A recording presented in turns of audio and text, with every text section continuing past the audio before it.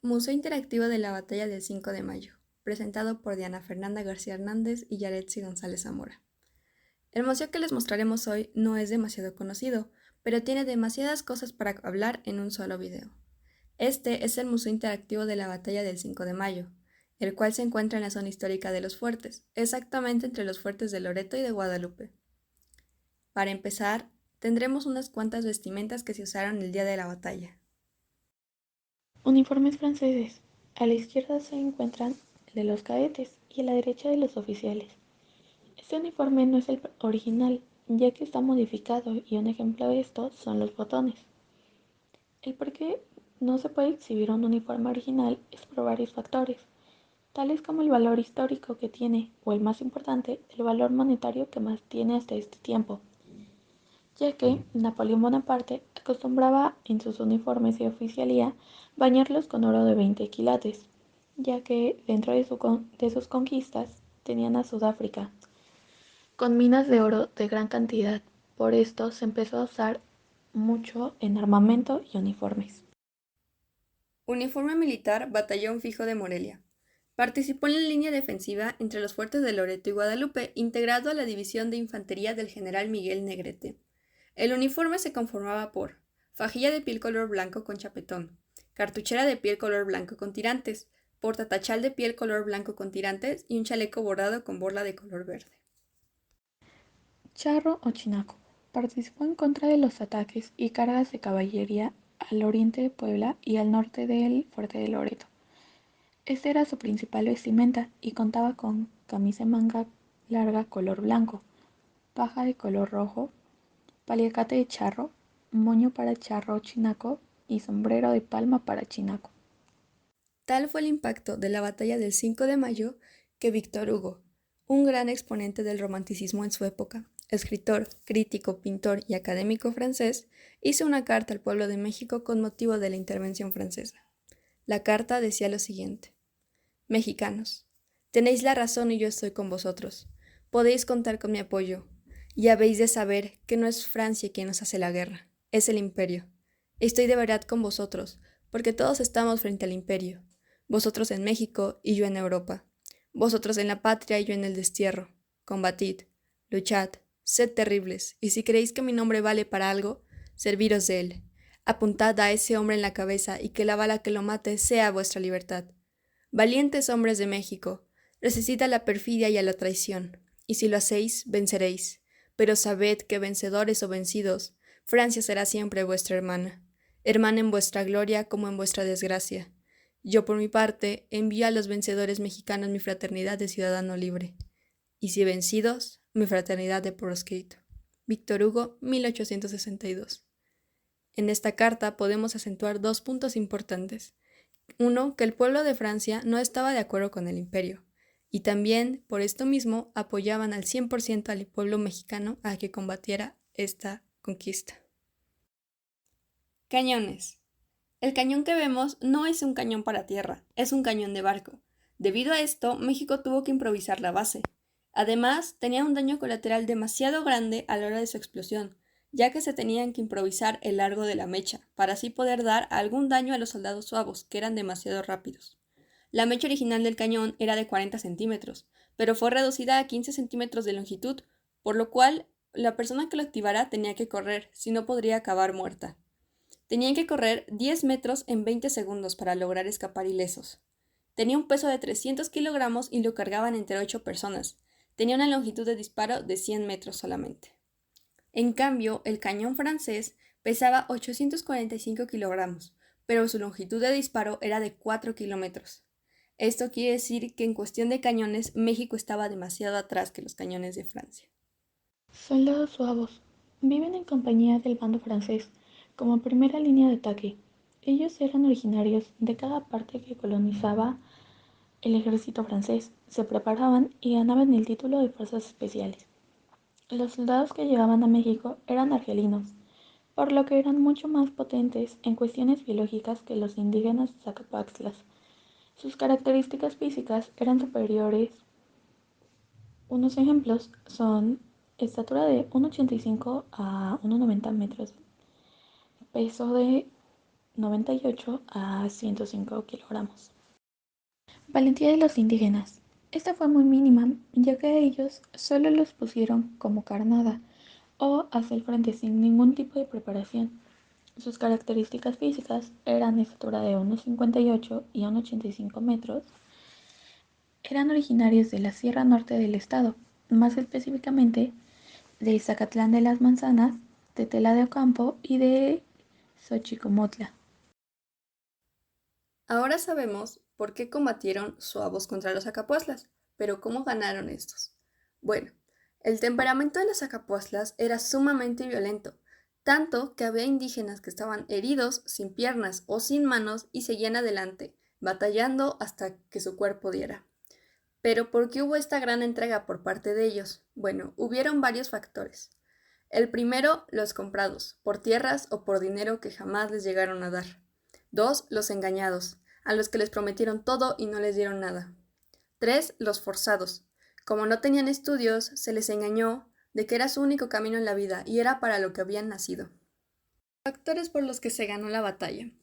Lo primero, la logística militar, la cual fue traer al ejército francés a un territorio sumamente irregular, como lo son los fuertes de Loreto y Guadalupe.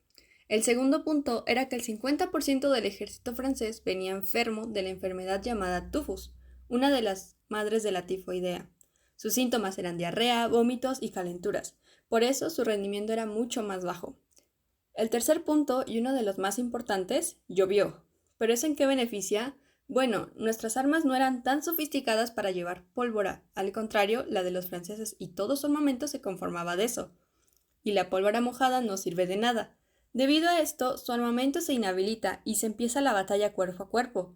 Pero con la lluvia, los síntomas del tifus se incrementan, dándoles a los franceses diarreas en el momento de la batalla, vómitos y temperaturas mayores a los 38, dándoles convulsiones en ese momento.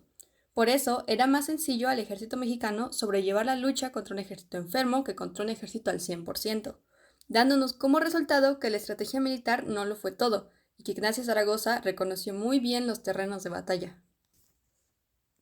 ¿Por qué entierran a los soldados franceses? La razón es que el ejército mexicano estaba obligado por la Declaración de los Derechos Humanos y por los tratados internacionales que declara todo aquel país en guerra tendrá la obligación de brindar atención política y médica al ejército que resultara perdedor. Por eso se les daba este trato.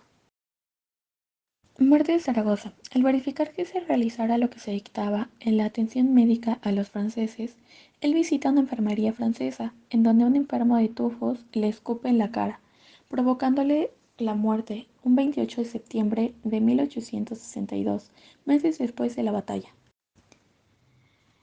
Rafaela Padilla fue esposa del general Zaragoza y tiene una zona dedicada a ella en el ahora Parque Los Fuertes, mismo del que está construido el museo del que les estamos hablando.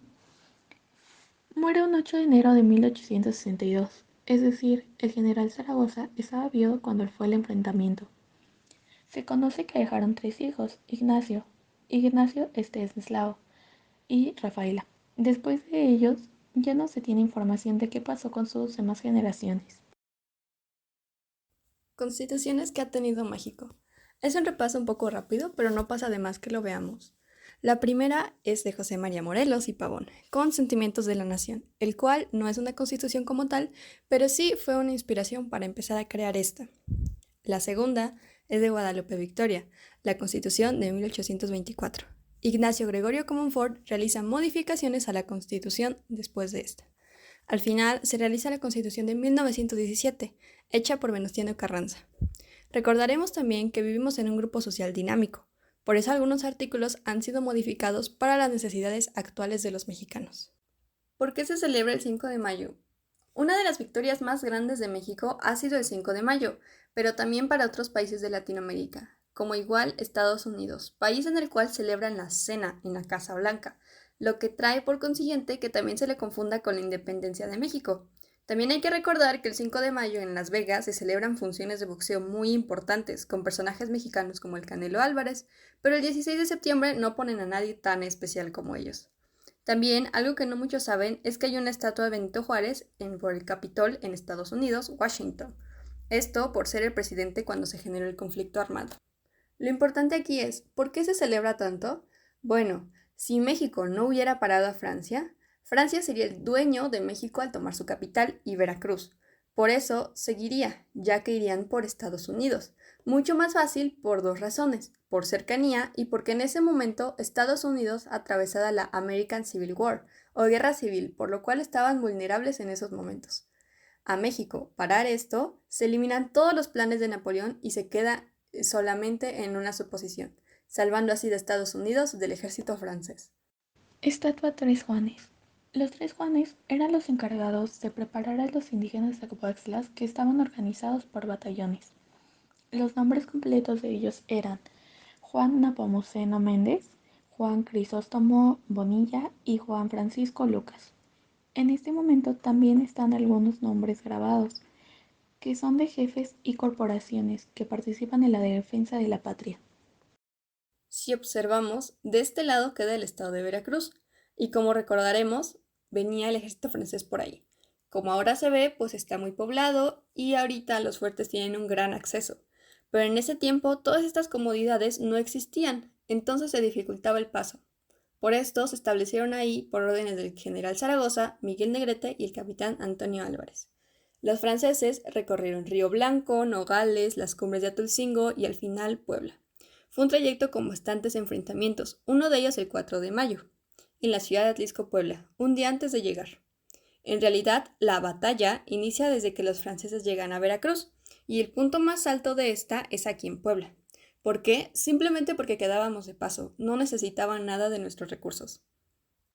Explosión mina, pero no todo era el lugar. Hubo una explosión en una mina donde se tenía muchísima pólvora, el cual resta el 20% de los activos mexicanos, por lo que los franceses aprovechan la explosión. Esa fue en la hacienda de Xochimotla. Los franceses atacan por el flanco oriente, que era en el que estaban los indígenas zacapoaxtlas, para contraatacar los soldados suavos. Galería de banderas. Ya para acabar con el recorrido, terminamos con una exhibición de banderas, las cuales son directamente prestadas del heroico colegio militar. La bandera del centro es una de las banderas más importantes, ya que es conmemorativa al bicentenario de la independencia de México, la cual está bordada en oro de 24 quilates. En las demás banderas podemos ver que están los diferentes diseños del águila y diferentes diseños de las banderas que han pasado por México. Y así fue como terminó. Cabe resaltar que esto solo fue un resumen, porque el museo tiene mucha más información y mucho más detallada, además de su mirador donde te explican muchas cosas y los sitios exactos donde se llevó la batalla. Muchas gracias por ver y esto fue el Museo Interactivo de la Batalla del 5 de Mayo.